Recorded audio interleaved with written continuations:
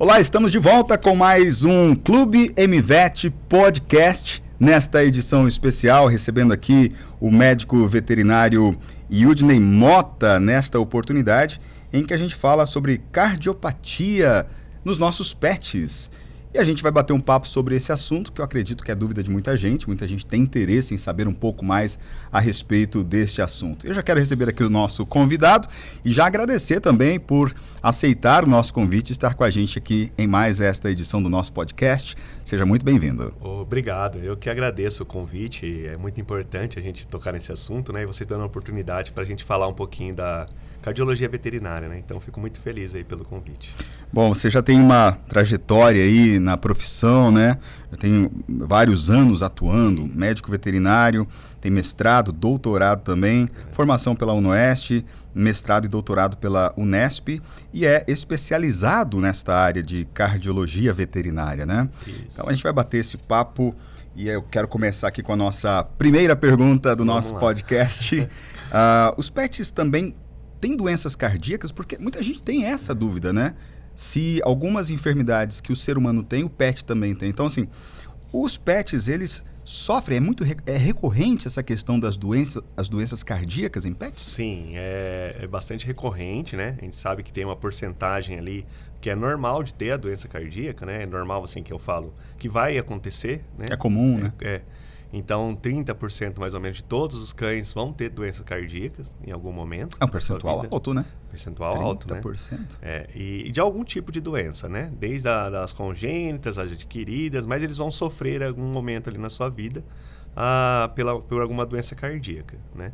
E antigamente a gente talvez não diagnosticava tanto, né? Mas a gente está observando que cada vez mais o diagnóstico está aumentando também. E também com a longevidade dos pets, né? Eles hoje estão vivendo mais, né? Então, acaba acontecendo mais diagnósticos, mais problemas.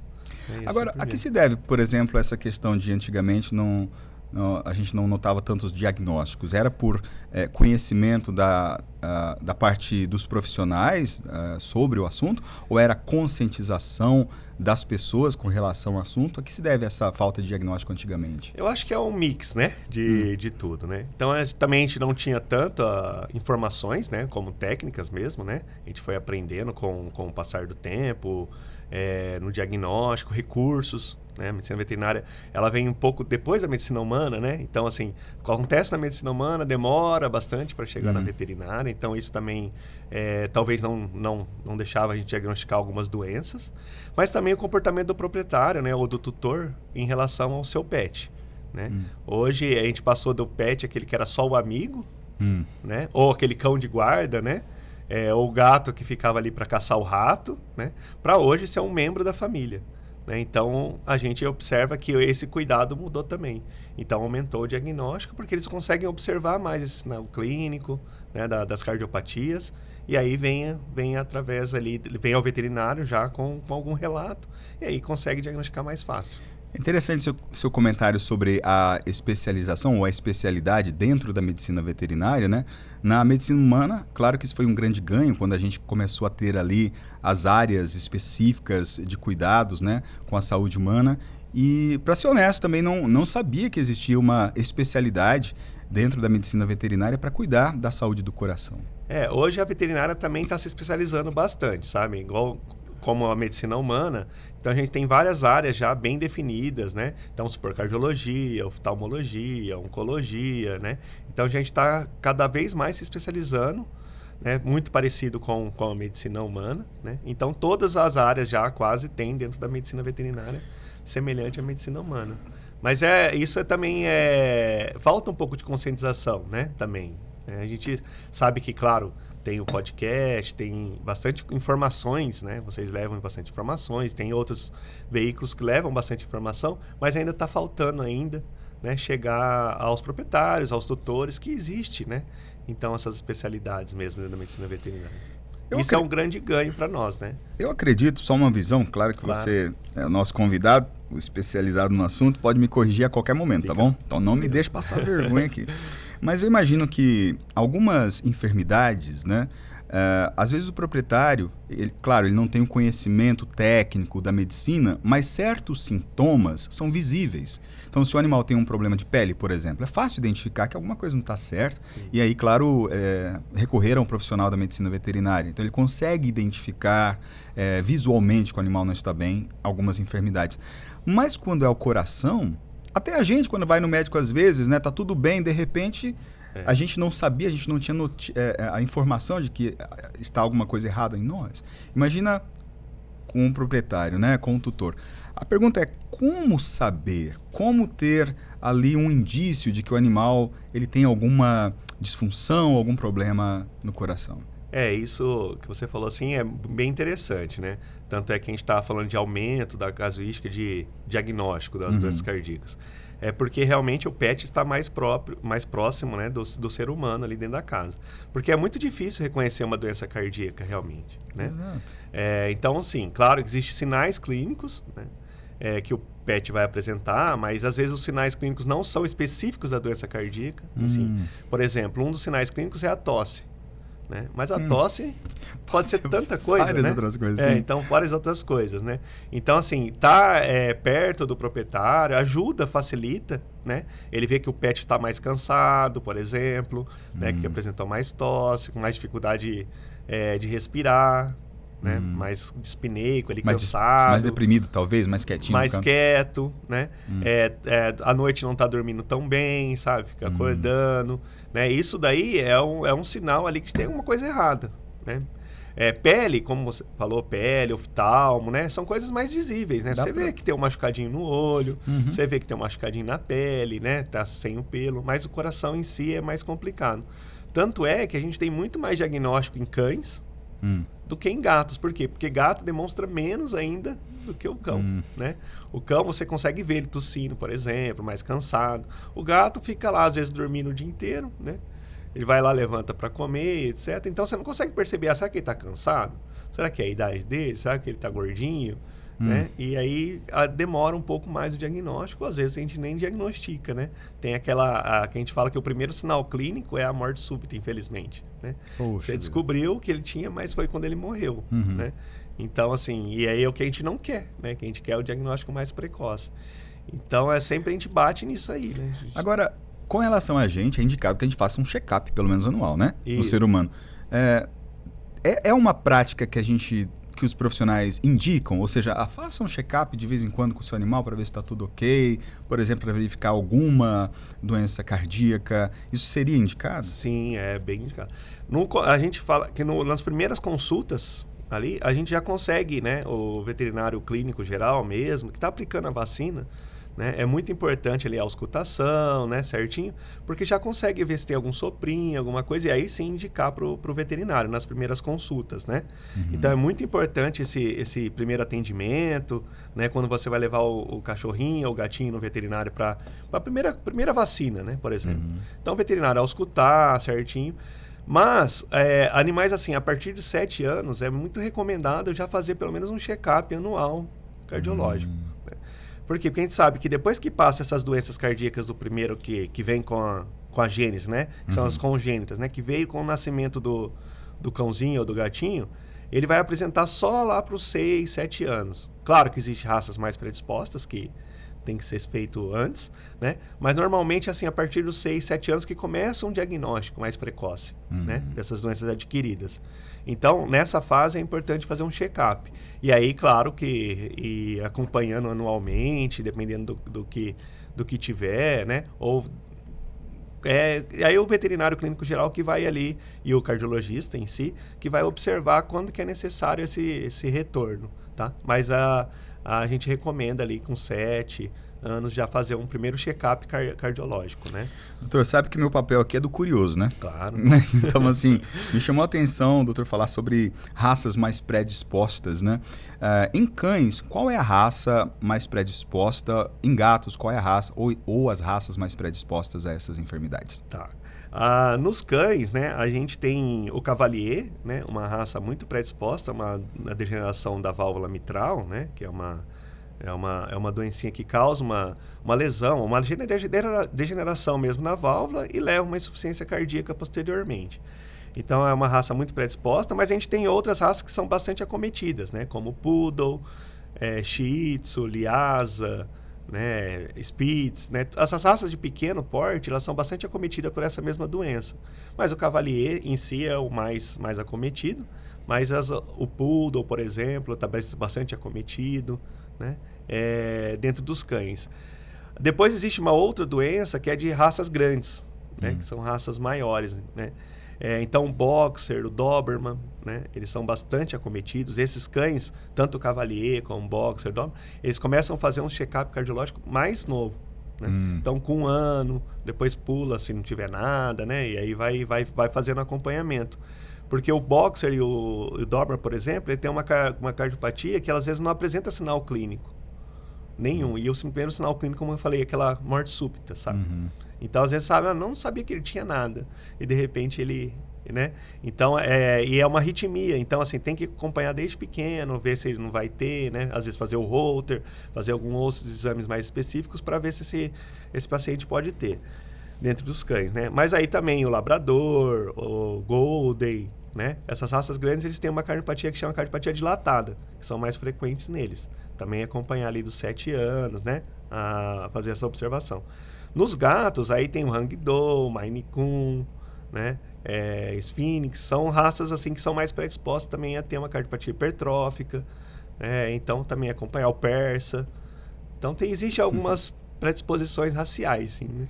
Eu achei que nos cães o doutor ia citar o Pinscher, né? Que é aquele cão que parece estar estressado o tempo todo. Falei, não, com certeza esse aí deve ter algum problema de coração, porque vive na adrenalina. Também, né? O Pinscher entra nesse mix de raças pequenas, verdade, sabe? Que tem a doença valvar, né? A valvulopatia. Então ele entra nesse mix de raças pequenas, mas acomete bastante também. Agora, essas doenças do coração, elas são iguais àquelas que o ser humano tem? São muito parecidas, né? Então a gente tem as doenças muito parecidas com o ser humano. Existem doenças assim que não é tão frequente ou que não raramente ou muito incomum, né, de acontecer em cães, como o infarto, por exemplo, né? Então infarto semelhante ao ser humano a gente não tem na veterinária, né? Que é o quê? Uma arteriosclerose, né? Com obstrução das coronárias e aí aquele infarto agudo do miocárdio, né? Então isso não acontece na medicina veterinária, né? Graças a Deus, né? Então nossos cães eles não têm muito risco de ter infarto. Seria porque os cães não vão ao rodízio? Não comem pizza, né? Não, eu tô brincando, mas claro, aqui a gente preza por uma alimentação balanceada. Isso tem muito a ver com a saúde do coração em humanos, né? Quando a gente fala, por exemplo, de doenças cardíacas, os hábitos alimentares, eles têm um papel muito importante nessa questão da saúde do coração, não é? Em cães e gatos, o metabolismo deles são um pouco diferente, bastante diferente em relação aos seres humanos, em relação a isso, né? O aumento de triglicéridos, colesterol, né, lipidemia, muito em relação a doenças endócrinas em si, né? Que tem aumento ali do colesterol, triglicéridos, enfim. Quando está relacionado mais a doenças endócrinas. Dificilmente com alimentação acontece isso. Então, a gente pega, às vezes, um cãozinho obeso, né? É um gatinho obeso e aí a gente vai ver, não tem. Não tem problema de coração. E não tem problemas assim em relação a também triglicéridos, colesterol e assim por diante. Né? Então, assim, o metabolismo deles são um pouco diferente. Então, por essa razão, também não acontece muito essas placas de gordura, né, ser formada para que ocorra obstrução ali, para que, né? Então, a gente vê, claro, em necrópsia, alguma coisa assim, né, de formação, mas não chega a obliterar, né? Não chega a fechar mesmo a coronária e evitando ali a passagem de sangue. Tá? Claro, existe, às vezes, teve um infarto, né? A gente escuta assim, ele morreu. Ele teve um infarto, né? Mas não é não infarto é isso, que é a percepção humano, a percepção do tutor teve, exato, né? Então, assim, a gente escuta bastante, o outro cachorro trouxe esse aqui porque o outro morreu de infarto, né? Aí a gente, às vezes explica, às vezes não explica, né? Porque é percepção, né? Talvez não vai entender muito bem o que é um infarto, o que é uma parada cardíaca, ou o que é um outro problema em si, né? Mas é isso. Agora, então como prevenir? Porque a gente está falando aqui das enfermidades, que elas ocorrem tanto em cães como em gatos também, mas qual que é o caminho da prevenção a estas enfermidades?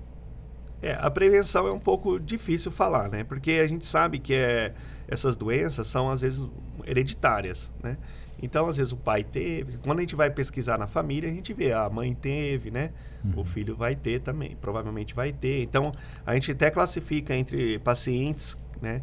Quando tem essa doença valvar, por exemplo, ou algum outro tipo de doenças, que tem algum caráter hereditário, que a gente classifica como paciente A. Aquele paciente que não tem, né, dentro da classificação, a gente tem 4, A, B, C, D, e seria um paciente A. Aquele paciente que não tem o problema, mas ele é grande e predisposto a ter, né?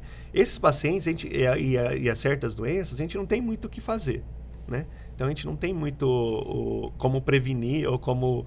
O que seria a prevenção é o diagnóstico mais precoce, né? Que evita a progressão da doença.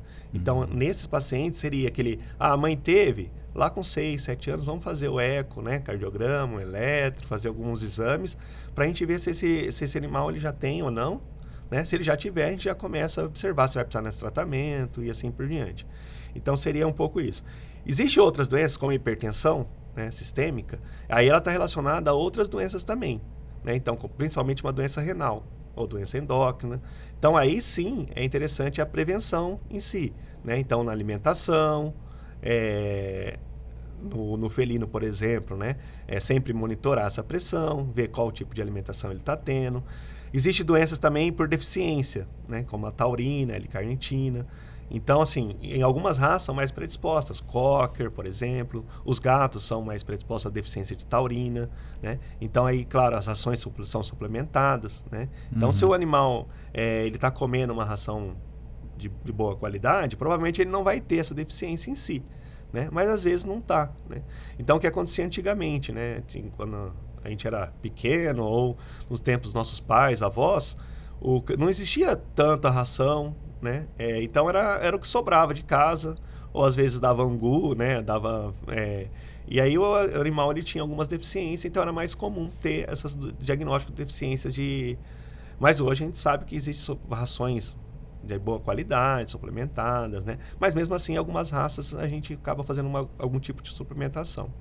Tá? Então, assim, prevenção em si seria mais para essas doenças, né? Então, descobrir se tem um problema endócrino, porque se esse problema endócrino pode levar a uma hipertensão, né? E aí, claro, assim, dependendo do caso, pode levar a um problema secundário cardíaco, né? Problema renal, né? Cuidar muito do manejo renal desses animais, né? Então, doenças infecciosas que podem acontecer. Então, são mais ou menos nessa... Mas o que eu falo de prevenção mesmo é o diagnóstico precoce. Porque quanto mais precoce a gente tiver o diagnóstico, melhor, né? Vamos falar sobre isso, então. Diagnóstico. O doutor citou já alguns exames que dá para serem feitos, mas queria que a gente aprofundasse um pouquinho mais nessa questão do diagnóstico, como que ele acontece e por que meios ele acontece. A gente tem o diagnóstico daquele que a gente estava conversando no começo, aquele paciente que chegou já com a doença cardíaca, ou sinal clínico da doença, né? Então, tosse, cansaço, às vezes edema, às vezes aquela barriga com água, né? Que a gente chama de ascite, né? Aquele acúmulo de água no abdômen, uma dificuldade muito intensa de respirar, né? E a gente tem o diagnóstico também, que seria um diagnóstico mais precoce, né? Que é aquele diagnóstico onde que ele vai para uma consulta, né? E aí, claro que os exames são muito parecidos, né? A gente vai fazer quase os mesmos exames, só que depende um pouco do tipo do atendimento naquele momento. Mas os exames são praticamente a radiografia, né, do tórax, que a gente consegue ver a parte pulmonar. Lembrar que a gente conversou anteriormente, que elas se parecem muito, né? Então, com tosse, pode ser uma bronquite, né? Pode ser sim, pela fumaça, pela inalação de fumaça, alguma outra coisa, pneumonia, e não necessariamente por uma doença cardíaca. Então é muito importante o raio-x, né? A gente consegue ver o padrão pulmonar, se tem um colapso de traqueia, que é muito comum nas raças pequenas, enfim, e o tamanho do coração, né? E magnificar ali ou observar o tamanho do coração. Depois a gente tem exames mais específicos, né? Que seria o eletrocardiograma, que seria para arritmias mesmo, né? Então, ver se esse cão ou o gatinho ele tem uma arritmia, né? Que é mais detectada ali na ausculta, mas a gente vai conseguir identificar e diagnosticar ela mesmo através do eletrocardiograma, semelhante ao que a gente faz na medicina humana. né? A aferição da pressão arterial, ela também entra nesse combo, né? Devia ser mais de rotina, mas em cão e gato não é como em ser humano, né? Eles não são tão colaborativos, né? Então não é todo momento que a gente consegue fazer. Então, tem que ser pessoas mais habilitadas, enfim, a aferir. Ecocardiograma, né? Então a gente conseguiria ver ali a parte estrutural e funcional do coração, né? Então esse é um exame muito importante para valvulopatias, para doenças miocárdicas em si, né? Que a gente consegue ver além da alteração estrutural, mas também uma alteração funcional, né? Do coração. E aí depois começam os exames mais específicos, né? Exames de sangue, né? Às vezes existe hoje, a gente consegue fazer no filhote para saber se ele tem uma alteração no gene ou uma mutação no gene, né? Em gatos e em algumas raças como o Boxer, o Doberman, né? Então já consegue fazer através do DNA ali, fazer se ele tem alguma mutação. Exames também de teste rápido, né? Que a gente não usa muito no diagnóstico, mas a gente usa muito de triagem, então pode ser feito também com uma triagem para saber se ele está tendo, né, essa respiração é por causa do coração ou é só por causa de um problema pulmonar, né? Então usa muito em emergência mais, né, quando não tem um cardiologista ou uma pessoa especializada ali para atender. O Holter, né, que é semelhante ao ser humano também, mas é 24 horas, como ser humano é 24 horas, né? Então a gente vê, às vezes, a arritmia, a gente não consegue pegar naquele eletro que a gente faz ali. Porque ali demora 5 minutos, né? Porque o paciente não colabora, às vezes. Então a gente coloca o Holter que ele vai para casa com esse, e aí a gente consegue fazer nessas 24 horas, ver se ele tem algum tipo de arritmia, né? Então também seria um dos exames. E aí vai, né, aprofundando cada vez mais, né, nos outros tipos de exames, tomografia, ressonância, assim por diante, dependendo, claro, né, do que a gente vê. Bom, e a partir daí, verificada alguma enfermidade, tem aquela que o doutor vai encaminhar para a cirurgia, que seria um caso cirúrgico e que resolveria a questão do animal que tem essa patologia? Sim, aí é muito importante, até um comentário sobre isso, porque hoje a medicina veterinária está se desenvolvendo bastante nessa área de cirurgias cardiológicas, né? Antigamente a gente não tinha muito o que fazer em relação ao paciente, ou as cirurgias eram muito cruentas, né? Então tinha que abrir o tórax, né? Fazer enfim, era uma cirurgia mais invasiva. Hoje a cirurgia ela é mais por cateterismo, então é umas cirurgias mais tranquilas, mais seguras, né? Então a medicina veterinária está desenvolvendo bastante nessa área. As doenças congênitas em si, elas são mais operáveis, né? Então existem algumas doenças congênitas que a gente já tem cirurgias mais como posso falar, mais estudadas, mais realizadas, né? Então com um N de sucesso maior, né? Agora a gente está tendo cirurgias para as doenças adquiridas também, né? Para as valvulopatias, tá? Então são cirurgias mais recentes, principalmente no Brasil. Fora do Brasil já acontece há algum tempo, mas no Brasil ainda está ainda se aperfeiçoando, né? Para entrar isso mesmo numa rotina. Mas a gente tem bastante cirurgias acontecendo, né? Isso é muito importante, que vai ajudar bastante na sobrevida do cãozinho ou do gatinho em si, né? Muito bem, um assunto bem interessante, que a gente pode até conversar numa outra oportunidade com mais detalhes, né? E na verdade, assim, a nossa primeira participação juntos aqui, a primeira participação do doutor com a gente, e a gente já vai fazer um convite para uma próxima edição do nosso podcast. Inclusive, eu vou fazer isso aqui durante a gravação desse podcast, para o doutor não ter como dizer não, né? Então a gente vai voltar para falar sobre doação de sangue em pets, que é um assunto bem interessante e que eu sei que o doutor está profundamente envolvido com essa questão, né, com essa causa. Então já fica aqui o convite para a gente fazer uma edição especial do nosso podcast falando sobre esse assunto. Aceita? Não, o convite é aceito, né? Muito importante a gente falar sobre esse assunto mesmo, né? Tá. E já que aceitou, então, opa, a gente tem um... Não só por isso, né? Tá. A gente tem aqui um presente, um mimo, nosso kit da M-Line. Deixa eu abrir aqui. Aí tem... Pode abrir, fique à vontade. Caixa chique, né? E essa a gente cor... fica com medo aqui essa ao vivo aqui, mesmo. né? Rasgar. Não, tranquilo. Tem aí alguns itens do nosso kit. Puxa, pô. Aqui, deixa eu ajudar. Vamos lá. Aí. Muito bem. Temos aí uma toalha, uma Um copo também térmico. E Muito obrigado, vai ser muito útil, viu? E alguns produtinhos também da nossa linha da M-Line. Doutor, queria aproveitar e agradecer imensamente aqui a participação com a gente. É só o primeiro de muitos que acredito que a gente vai fazer aqui juntos, muitas edições do nosso podcast. Obrigado mesmo, sucesso no trabalho, na vida, e obrigado pela participação com a gente aqui mais uma vez. Eu que agradeço a oportunidade de estar aqui falando um pouquinho, né, da cardiologia, e espero aí estar aqui novamente mesmo, tá? E para você que gostou desse assunto, curta, comente, compartilhe, e a gente se encontra na próxima edição do nosso podcast Clube MVET. Até lá. Matsuda Pet, eles são tudo pra gente.